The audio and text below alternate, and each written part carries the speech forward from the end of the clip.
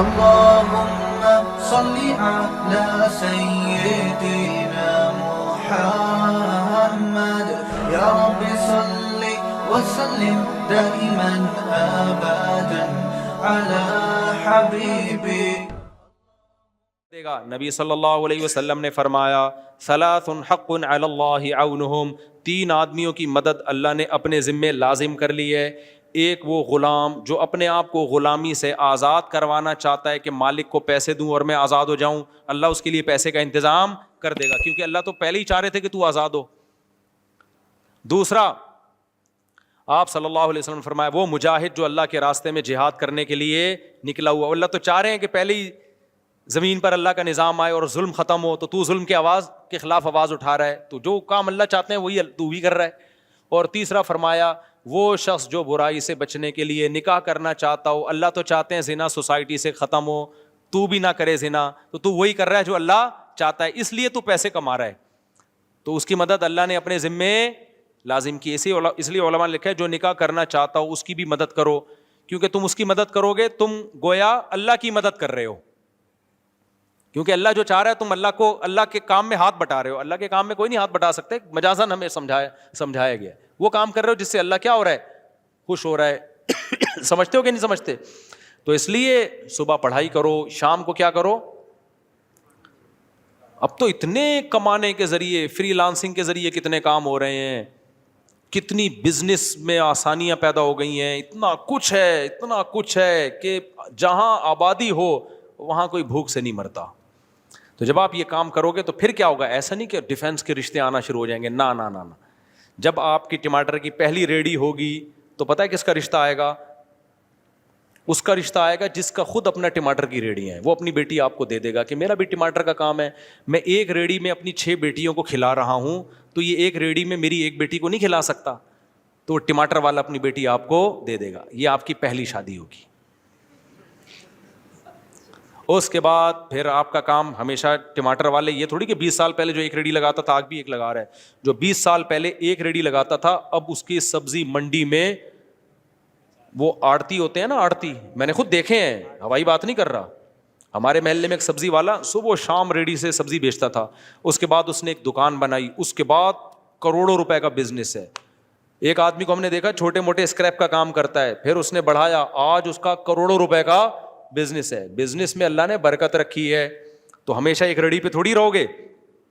ہاں ایک ریڈی پہ جب رہو گے جب گرل فرینڈ رکھی آپ نے، کیونکہ جتنا ٹماٹر کے پیسے بچیں گے سارے گرل فرینڈ پہ خرچ ہو جائیں گے آپ کے. تو میرے بھائی پھر کیا ہوگا، تو وہ بڑھے گی. اس دوران آپ کے بچے بھی ہوتے چلے جائیں گے، تو بیٹا جیسے ہی بڑا ہوگا وہ بھی ٹماٹر میں آپ کے ساتھ آ جائے گا. سمجھتا ہے بات کو؟ ایسے بھی یہ جتنی میں باتیں کر رہا ہوں سب کی مثالیں دیکھی میرے پاس موجود ہیں. ہمارے ایک دوست چمن میں، ان کا چھوٹا سا ٹھیا تھا، ان کے بیٹے نے مجھے بتایا کہ میرے ابا کا چھوٹا سا ٹھیا تھا. کہہ رہے ہیں ابا نے شادیاں بھی کی، شادی ہوئی، دوسری شادی، انہوں نے کہا اللہ پہ توکل، بیٹے بھی ہوتے رہے بیٹیاں بھی ہوتی رہیں. ان کے 16 بیٹے 16 بیٹیاں، 32، 3 بیویاں. تو کہہ رہے ہیں بیٹے جیسے جیسے بڑے ہوئے نا اس کھوکھے میں ابا کے ساتھ شریک ہوتے ہوتے بزنس کو بڑھاتے رہے. اب دبئی میں کروڑوں روپے کا بزنس ہے ان کا. نہیں آئی بات میرا خیال ہے؟ کیونکہ بیٹا جس طرح سے بزنس میں آپ کا ساتھ دیتا ہے نا، ملازم تو خود کھا جاتا ہے بزنس کو، بیٹوں کو تو پتا ہوتا ہے ہمارا ہی ہے بھائی، اس لیے وہ صحیح طریقے سے اس میں کام کرتے ہیں. تو اس لیے میرے بھائی آپ نے ٹماٹر کی ریڈی لگا لی، ٹماٹر تو میں ایک مثال دے رہا ہوں، کچھ اور لگا لو، آپ گٹکے کی دکان نہیں کھولنے لینا بس. تو اب کیا ہوگا، پھر آپ کے بچے بھی ہوں گے، اللہ پہ توکل کرو، اللہ کھلاتا ہے اللہ پلاتا ہے. تو بیٹیاں بھی ہوں گے، بیٹی ہوتی بالغ ہوتی اس کی شادی کرو، اور بیٹے ہوں گے تو وہ آپ کے ساتھ بزنس میں شریک ہوتے چلے جائیں گے. اور آپ کا ویسے بھی بزنس ایک ٹماٹر پہ نہیں رہے گا، بڑھ چکا ہوگا. اس کے بعد کیا ہوگا میرے بھائی، اس کے بعد پھر آپ کے ہاں دولت کی ریل پیل انشاءاللہ شروع ہو جائے گی. پھر آپ کرو ایک اور شادی. آپ کہہ سکتے ہو اب تو میں بڈھا ہو جاؤں گا، نہ نہ نہ، اس سے پہلے ہی ہو جائے گا انشاءاللہ یہ سب کچھ. اور چونکہ ٹائم پہ آپ کی شادی ہو چکی تھی لہذا آپ سیکشولی ویک بھی نہیں ہوگے، کیونکہ ٹائم پہ شادی ہو چکی تھی نا. تو ایسا نہیں ہوگا کہ آپ بالکل ہی، تو وہ چونکہ کمزور وہ ہوتا ہے جس کی یہ قوت استعمال ہی نہیں ہو رہی ہوتی. یا کہیں اور غلط استعمال ہو رہی ہوتی ہے, وہ مینٹلی کمزور ہوتا ہے. پھر جسمانی طور پر تو یہ ہینڈ پریکٹس وغیرہ سے کوئی کمزوری نہیں آتی, لیکن دماغ کے ساتھ کھیل رہے ہوتے ہو آپ. اس میں کیا خرابیاں ہیں وہ ابھی میرا ٹاپک نہیں ہے کہ یہ جو ہاتھ سے لوگ اپنے آپ کو فارغ کرتے ہیں اس میں کیا کیا خرابیاں ہیں. ڈاکٹر تو ایک فزیکلی رپورٹ پیش کر دے گا, کوئی خون کی کمی نہیں. بھائی اتنا نہیں ہے, اتنا سادہ نہیں ہے. لوط علیہ السلام کی قوم لڑکوں سے بدفعلی کی عادت تھی, لیکن نامرد ہو چکی تھی, پتہ ہے آپ کو. ان کا بھی فزیکل ٹیسٹ کرواتے تو کوئی خرابی نہیں تھی, سارے ہارمونس برابر تھے. لیکن جب ان سے کہا گیا نکاح کرو تو انہوں نے کہا ہمیں عورت میں رغبت ہی نہیں ہے. تو یہی تو مردانہ کمزوری ہے کہ جہاں رغبت ہونی چاہیے وہ رغبت رہی نہیں ہے. تو جو ہاتھ سے اپنی خواہش پوری کرتے ہیں وہ مینٹلی ڈسٹرب ہو چکے ہوتے ہیں, کیونکہ ایک چیز پہ ان کا دماغ سیٹ ہو چکا ہوتا ہے. تو ان کو وہ بھرپور فائدہ نہیں ہوتا جو اس بیماری سے بچے ہوئے ہیں. تو خیر اب کیا ہے میرے بھائی, آپ تو اللہ تعالیٰ مدد کرے گا, پھر جب اللہ دولت دے گا تو ایک اچھے بہت اونچے خاندان میں کر لینا, کیا خیال ہے. پھر اور دے گا تو ایک اور کر لینا, پھر اور دے گا تو اس کے بعد آپ بھی تو ایک حد تک ہی ہو نا. اس کے بعد آپ میں بھی تو ایک اتنی بھی نہیں ہے کہ آپ ساری دنیا میں آپ اکیلے ہی آدمی پیدا ہوئے ہو, کیا خیال ہے بھائی. ہر طاقت اللہ نے انسان میں محدود رکھی ہے. تو یہ کام کریں آپ. لیکن اگر پڑھائی کے چکر میں شادی کو ڈیلے کیا تو پھر اس کی کوئی انتہا نہیں ہے. پڑھائی کی تو دیکھو, میں نے تو زیادہ پڑھا ہی شادی کے بعد ہے, کیونکہ درس نظامی تو ہم نے پڑھ لیا تھا شادی سے پہلے. لیکن جو موقع ملتا ہے نا ٹیچنگ کا, اصل میں تو ایجوکیشن اس وقت ہوتی ہے جب وہی کتابیں ہم طلبا کو پڑھاتے ہیں. جب ہم خود پڑھتے تھے تو بعض دفعہ یہ ہوتا تھا, بھائی گزارو امتحان میں اس کے آنے کے چانس نہیں ہے. بعض طالب علم تو ڈنڈی مار دیتا ہے. لیکن جب طلبا کو پڑھانے کے لیے ہم بیٹھے اس وقت میری شادی ہو چکی تھی.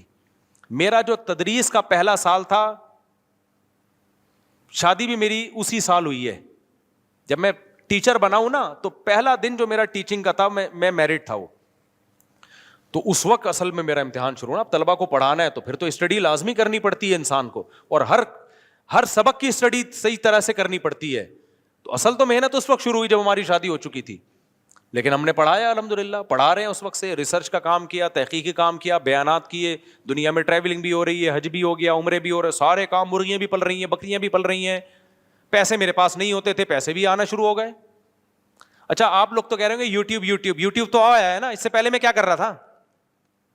اللہ تعالیٰ کی ایسی مدد ہوتی ہے کہ آپ, قرآن کہتا ہے نا وَمَن يَتَّقِ اللَّهَ يَجْعَل لَّهُ مَخْرَجًا, اللہ سے ڈرو گے اللہ تمہارے لیے رزق کے دروازے کھول دے گا. وَيَرْزُقْهُ مِنْ حَيْثُ لَا يَحْتَسِبُ, وہاں سے روزی دے گا جہاں سے تمہارا گمان نہیں ہوگا. میں نے 20 کاروبار کیے ہوں گے, جس کاروبار میں مجھے لگتا تھا کہ کچھ نہیں ملے گا وہاں سے ملا, جس میں لگتا تھا یہیں سے سب کچھ ملے گا وہاں ڈوب گیا. لیکن گھر چلتے رہے الحمدللہ, ٹھیک ہے نا. گھر کیا ہوتے رہے ہیں, چلتے ہی رہے. بچے بھی آتے رہے مارکیٹ میں, گھر بھی چلتے رہے. اور میرے بھائی تو آپ اللہ پہ اعتماد کرو, اللہ پہ کیا کرو, توکل کرو. کہیں اونچ نیچ آ جائے تو صبر کرو. وہ تو کنواروں میں بھی آتی ہے کہ نہیں آتی. کتنے کنوارے یونیورسٹی میں پڑھ رہے ہیں, جیب میں گٹکے کے پیسے نہیں ہیں, تو وہ بھی تو ٹینشن ہے.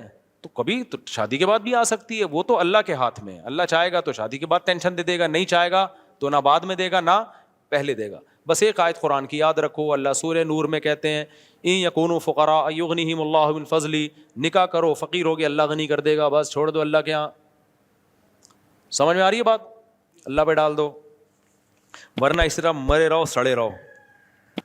پھر اپنے بچوں کو بھی روکتے ہیں شادی سے, یہ بھی پڑھے گا, تو دادا بننے سے پہلے فوت ہو جاتے ہیں, نانا بننے سے پہلے فوت ہو جاتے ہیں.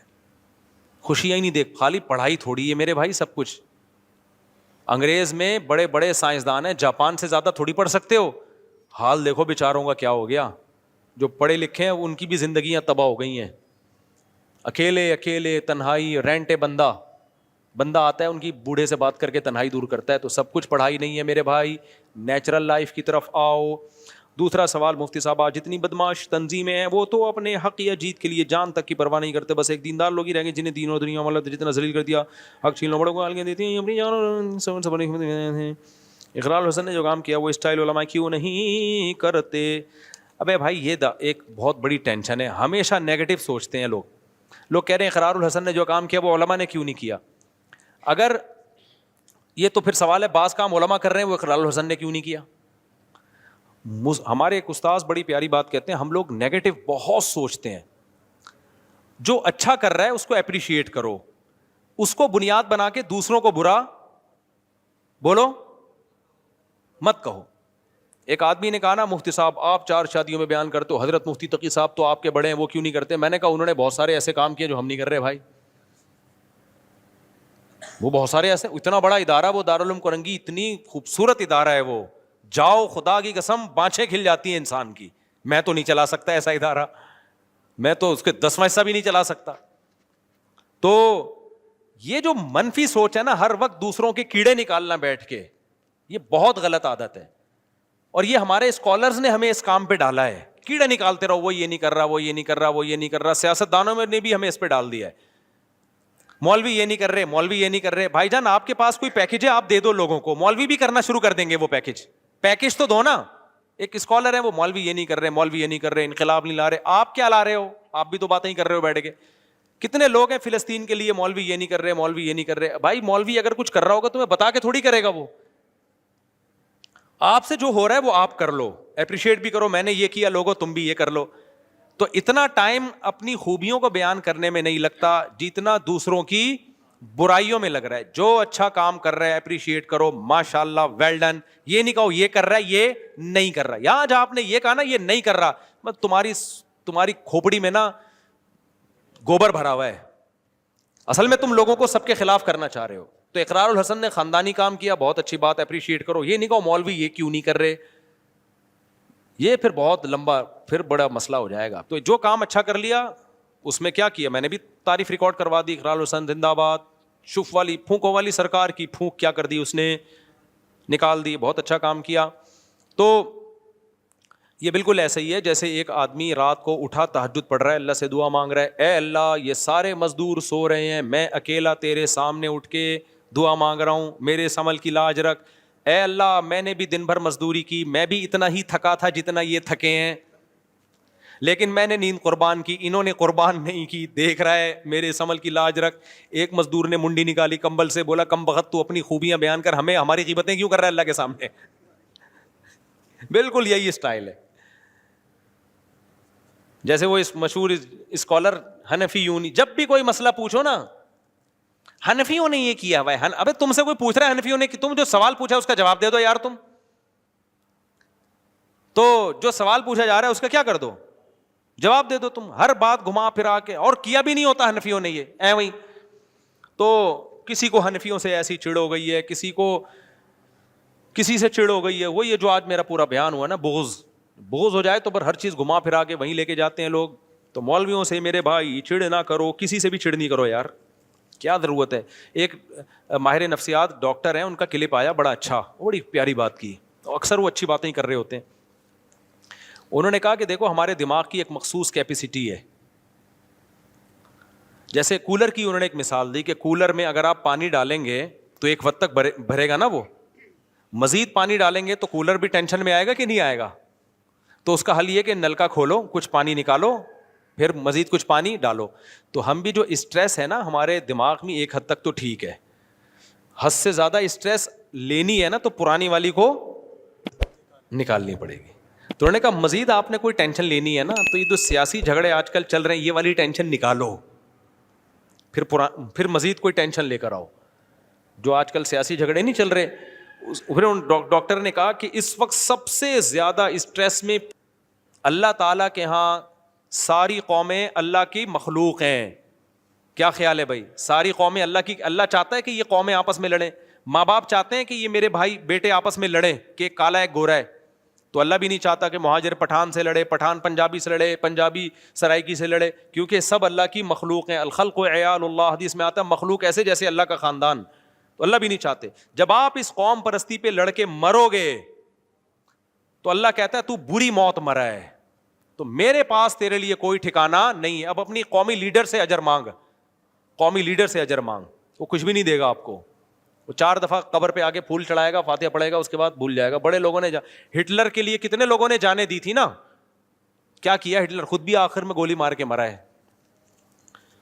اچھا میرے بھائی, میں ایک مدرسے میں مدرس لگا اور شروع میں یہ طے ہوا تھا کہ وہاں مستقل پڑھاؤں گا, اور اس وقت واقعی یہی نیت تھی. ابھی 1 سال پورا نہیں ہوا کہ بعض مجبوریوں کی وجہ سے چھوڑنا چاہتا ہوں. کیا یہ جائز ہے؟ بھائی یہ اب میں مشورے نہیں دیتا, اب پتہ نہیں آپ کی کیا مجبوریاں ہیں. یہ تو مبہم لفظ ہے نا, جائز تو ہے, اگر کسی مجبوری سے چھوڑنا چاہ رہے ہو تو جائز ہے, لیکن چھوڑنا چاہیے کہ نہیں چاہیے یہ میں نہیں بتا سکتا, یہ میں نہیں بتاؤں گا. ختم بھائی, دلیل پڑھ لو, دلیل اسپیڈ میں پڑھ لو, ٹائم ہے آپ لوگ کے پاس. دلیل, میں ضلع بنیر سے ہوں ملاقات کے لیے. ادھر سائڈ پہ آ جائیں, یہ پشاور والے بھی بنیر والے بھی. مفتی صاحب, ہمارے یونیورسٹیوں میں زیادہ تر استاذ لڑکیوں کو پرائیورٹی دیتے ہیں جبکہ بوائز کچھ نہیں, جبکہ کہا جاتا ہے کہ ٹیچر والدین کے برابر ہے. آج کل ٹیچر ٹھرکی ہوتے ہیں, والدین کے برابر نہیں ہوتے. لڑکیاں دیکھ کے بہت پگھلتے ہیں. سب ٹیچروں کی بات نہیں کر رہا بھائی, بہت اچھے بھی ہوتے ہیں اس میں, لیکن ٹیچروں کے لڑکیوں کے ساتھ, سوری یار آپ تو بہت اچھے, آپ بہت اچھے ہو نا, میں سب کی بات کر ہی نہیں رہا نا, میں نے پہلے کہہ دیا بہت سے ٹیچر بہت اچھے ہیں الحمدللہ, پہلے ان کے کہنے سے پہلے میں نے کہہ دیا تھا. لیکن ٹیچروں کی بڑی کمپلینز آ رہی ہیں لڑکیوں کے ساتھ. وہ جب لڑکیاں کو ٹیچروں لوگ استعمال کرتے ہیں نا, پھر وہ لڑکی ہمیں بتاتی ہے فون کر کے ہمارے پروفیسر صاحب اس سلسلے میں آئے تھے اور اس سلسلے میں, کیونکہ ٹیچر آدمی پہلے ہوتا ہے, ٹیچر بعد میں ہوتا ہے. سب سے بڑی ٹیچر تو امہات المومنین ہے. قرآن نے ان کے بارے میں کہا ہے کہ جب کوئی صحابی تم سے شرعی مسئلہ, آپ سے شرعی مسئلہ پوچھنے کے لیے آئے تو فاسألوہن من وراء حجاب, پردے کے پیچھے سے پوچھو.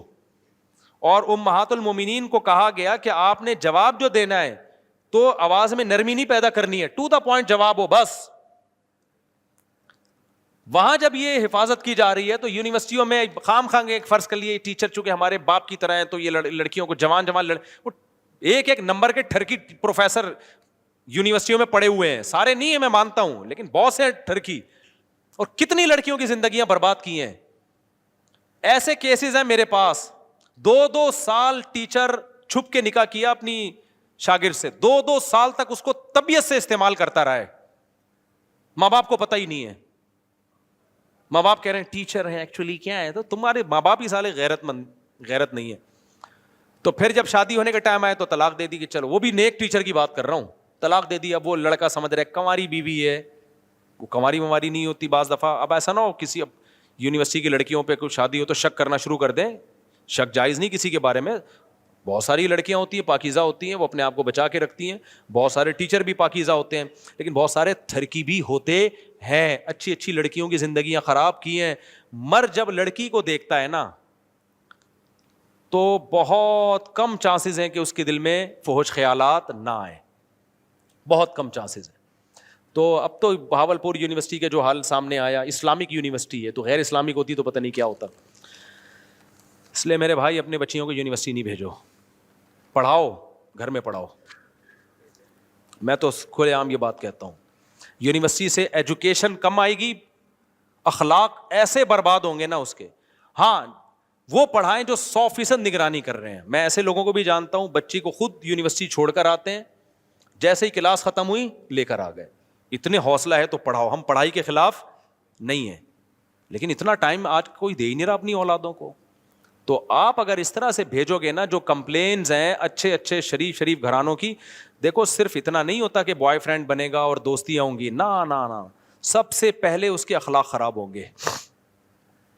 کیونکہ جب حیا ختم ہو گئی نا تو ماں باپ کے ساتھ تو تمیز سے بات کرنا چھوڑ دے گی. اس کے بعد اگلا اسٹیپ ہے سٹا لگائے گی. وہ پنجاب یونیورسٹی, سوری پنجاب میں نہیں, پنجاب میں ایک یونیورسٹی, پنجاب یونیورسٹی کی بات, وہاں کا ماحول, یہ جو جماعت اسلامی کے لڑکے ہیں نا, کیا نام ہے, ان لوگوں نے کافی کنٹرول کیا ہوا ہے. لیکن پنجاب میں بعض یونیورسٹیاں ایسی ہیں لڑکیاں کھلے عام چرس پی رہی ہیں وہاں پہ. تو آپ ہاں بہت کچھ ہو رہا ہے ماشاء اللہ. ابھی یونیورسٹی کا نام نہ لیں تو اچھا ہے نا, وہ پھر بولیں گے آپ نے ہمارا نام کیوں لیا.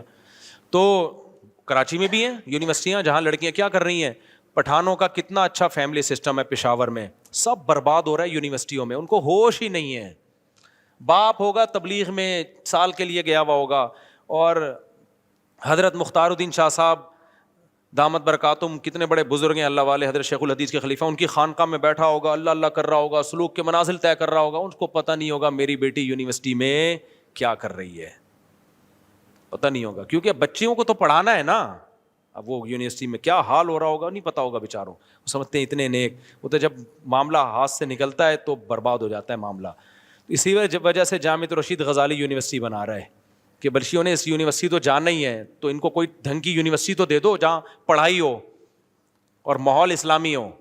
اس پہ بھی لوگ جامعۃ الرشید کے خلاف ہیں کہ یہ اسٹیبلشمنٹ یہ ادارہ چلا رہا ہے. ہمارے یہاں جب آپ کسی کی رائے سے متفق نہیں ہوتے نا تو فوراً الزام ڈال دو ایجنسی کا آدمی ہے, اسٹیبلشمنٹ کا آدمی ہے. یہ منجن بہترین چلتا ہے. آپ کی پالیسی سے کوئی بھی اختلاف کرے تو سیاسی لیڈروں میں بھی یہی ہوتا ہے, سیاسی لوگوں میں, تو ان کی پالیسی سے آپ اختلاف کر سکتے ہو. یہ منجن جو ہے نا کہ فلانے آدمی اور ڈمکانے آدمی, یہ بیکار کی بات ہے. نماز جنازہ کی کتنی شرائط ہیں؟ صرف 4 فرض ہیں نماز جنازہ کے, 4 تکبیرات. اس لیے نماز جنازہ کی دعا نہیں بھی آتی نا تو تکبیر کہہ دیا کرو. یہاں بھی وہی ہے. ابھی کسی نے ایک اسکالر سے پوچھا کہ نماز جنازہ, اس نے کہا حنفیوں کی بہت مختصر نماز ہوتی ہے. ابے تم سیدھا سیدھا تم طریقہ بتا دو بھائی, سنت یہ ہے, کیا خیال ہے؟ علماء احناف سے بھی ہم نے سنا ہے, خود میں نے سنا ہے کہ یہ جو اتنی مختصر ہم دعا مانگتے ہیں, یہ نہیں, اس کے علاوہ بھی حدیث میں دعائیں ہیں نماز جنازہ میں, وہ بھی مانگنی چاہیے. خود حنفی علماء سے ہی ہم نے سنا ہے. تو ایک چیز رائج ہو گئی مختصر, تو آپ اس کو یوں کہہ دو بھائی یہ والی مانگ لینی چاہیے, تو وہ تو پہلے سے علماء کہہ رہے ہیں. اب چیز رائج نہیں ہے عوام میں تو اس کو رائج کرنے کی کوشش کرو, لیکن وہی بات ہے ہر چیز میں منفیت. تو فرض صرف 4 تکبیریں ہیں, باقی پھر ثنا ہے, درود شریف ہے. کوئی سورہ فاتحہ دعا کی نیت سے پڑھنا چاہے تو بھی ٹھیک ہے. اور یہ جو عبداللہ بن عباس کا قول ہے نا کہ سورہ فاتحہ پڑھی اور فرمایا کہ تاکہ تمہیں پتہ چل جائے کہ یہ سنت ہے, تو بعض لوگ کہتے ہیں دیکھو عبداللہ بن عباس تو سورہ فاتحہ کو سنت کہہ رہے ہیں اور حنفی لوگ کہہ رہے ہیں کہ سنت نہیں ہے. یہ جو سنت کا لفظ جب صحابی استعمال کرتے ہیں نا تو اس سے ہمیشہ وہ سنت مراد نہیں ہوتی کہ جو نبی کی سنت ہو. اس کا مطلب ہوتا ہے یہ بھی جائز ہے, یہ بھی طریقہ ہے. اور یہ محدثین سے یہ ثابت ہے کہ سنت کا لفظ صحابی ہمیشہ نبی کے لیے استعمال نہیں کرتے بلکہ جواز کے لیے بھی استعمال کرتے ہیں. اور عبداللہ بن عباس نے یہ کہا بھی اسی وجہ سے تاکہ لوگوں میں رواج نہیں تھا سورہ فاتحہ کا. تو رواج کیوں نہیں تھا؟ نبی سے نہیں سنی انہوں نے, تبھی تو رواج نہیں تھا. تو انہوں نے کہا یہ بھی جائز ہے, اس سے اتنا بائیکاٹ کر لینا کہ اس کو حرام سمجھو, یہ غلط ہے. تو یہ تو حناف کے مسلک کی تائید ہو رہی ہے اس سے. باقی جب ہمارا پڈا شروع ہوگا نا پھر ہم انشاءاللہ اس پہ تمیز سے ایک ایک چیز ریکارڈ کروائیں گے. ابھی تو میں چاہ رہا ہوں نہ ہو پڈا. نماز جنازہ کی کتنی شرائط ہیں؟ نماز جنازہ کی فرائض کیا ہیں یہ بتا دیا میں نے. 4 تکبیریں, باقی وہ دعا بھی ہے, اور اس کے علاوہ بھی بہت ساری دعائیں وہ بھی پڑھ لو. بس ایک ہی دعا رٹا لگا کے یاد کی بھی, اللہم اغفر لحینا ومیتنا وشاہدنا وغائبنا وصغیرنا وکبیرنا وذکرنا وانثانا, اور بھی بہت ساری دعائیں. کچھ نہیں تو اللہم اغفرہ ورحمہ ولا تعذبہ, میت کی مغفرت کے لیے دعائیں کرنی چاہیے. میرے ایک دوست یونیورسٹی کے آخری سال میں ایک لڑکی کو وہ پسند کرتا ہے اور اس کے ساتھ اٹھنا بیٹھنا اس کا حتمی ارادہ ہے کہ اس کے ساتھ اس کے 1 سال بعد پڑھائی ختم کرنے کی شادی کی, اس کو اٹھ بیٹھ رہا ہے. تو بس شادی کے تکلف کی ضرورت کیا ہے؟ اس کے ساتھ بار بار اٹھ رہا بھی ہے, بیٹھ رہا بھی ہے, جا رہا بھی ہے. بھائی جب یہاں تک پہنچ گئے ہو 2 گواہ بلاؤ, نکاح کرو, کیا خیال ہے؟ زندگی گزارو ہنسی خوشی.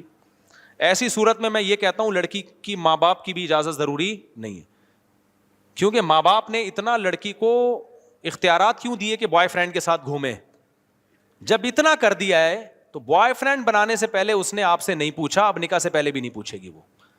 میں مانتا ہوں کہ باپ سے پوچھنا چاہیے, لیکن باپ پھر باپ بن کے بھی دکھائے, وہ نگرانی کرے, وہ کہے کہ بیٹا کسی سے دوستی نہیں لگانی, جو اچھا لگے مجھے بتا دینا, میں نکاح پڑھا دوں گا.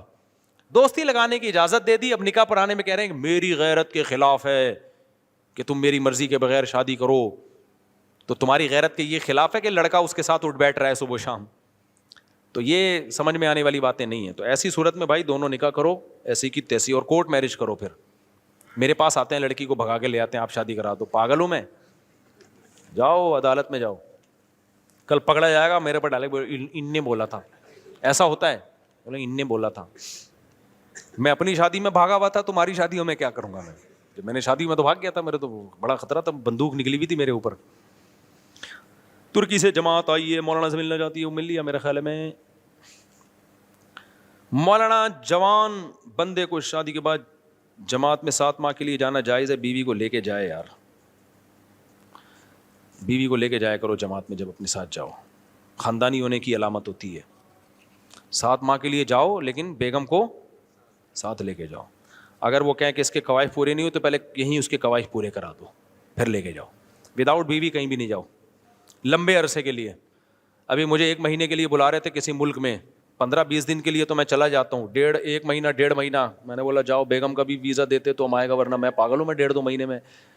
بہت مشکل زندگی ہو جاتی ہے انسان کی. صرف یہ نہیں ہوتا کہ جو ہے وہ انسان کو گناہ کا خطرہ, اس کے علاوہ بھی بہت سارے مسائل ہوتے ہیں نا. تو اکیلا آدمی کیسے پڑا رہے گا؟ پنکھا ہی چلاتا رہے گا کیا؟ پنکھا چلا کے سو گئے, کتنے دن پنکھا چلائیں گے بھائی؟ کیا خیال ہے؟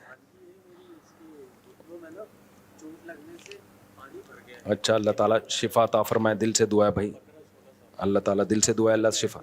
ہاں ان کی بھانجی ہے, بچی کا نام ماہرہ ہے, اس کے گھٹنوں میں پانی بھر گیا ہے, دعا کریں اللہ تعالیٰ شفا دے. میں اور یہ آج بات نہیں کر رہا, میں 2005 یا 6 کی بات ہے, میں پنجاب گیا, 1 مہینے کے لیے بلائے, انہوں نے مسجد میرے حوالے کر دی, 1 مہینہ آپ سنبھالیں. تو میں نے کہا گھر والوں کا بھی ٹکٹ بھیجو گے تو آؤں گا میں, تو اپنے گھر والوں کو بھی لے کر گیا. تو جب اتنا لمبا عرصہ کے لیے کہیں جاؤ تو فیملی آپ کے ساتھ ہونی چاہیے, میری یہ رائے ہے. باقی بعض دفعہ وسائل ہمیں تو انہوں نے ٹکٹ بھیج دیا تھا, نہیں بھیجتے تو پھر سوچتے کہ لے کے اتنی گنجائش ہوتی تو لے جاتے, نہیں ہوتی تو نہیں لے کے جاتے. سمجھتا نہیں ہے نا بات کو. تو جیسے اللہ تعالیٰ نے 7 آسمان کا ذکر کیا ہے, آسمان کا تو سمجھ میں آتا ہے, ہاں زمینیں کہاں ہیں 7؟ 7 زمینیں, اور اس میں یہ کہ جیسے اللہ کے کعبہ شریف کے اوپر فرشتے طواف کرتے ہیں, اس کے اوپر اللہ کا عرش ہے اور اس کے اوپر کرسی ہے, جی تو وہ ایک اوریجن پوائنٹ ہو گیا. تو 7 دیکھو یہ جو اللہ کی کرسی, اللہ کا عرش, یہ سب متشابہات میں سے ہیں, اس کی کیفیت ہمیں بالکل معلوم نہیں ہے. تو خود قرآن نے کہہ دیا کہ ان کی کیفیت میں مت پڑھو, تو خود قرآن کہہ رہا ہے. تو خلاصہ آخری ایک لفظ میں, نکاح بھی جلدی کرو اور جہاں جاؤ بیگم کے ساتھ, یہ خاندانی ہونے کی بولو علامت. تو ایسے خاندانی بن, بس یہ خلاصہ ہے آخر. وہ مالینا, بس میری جان چھوڑ. تیسری بات یہ کہ اب میری جان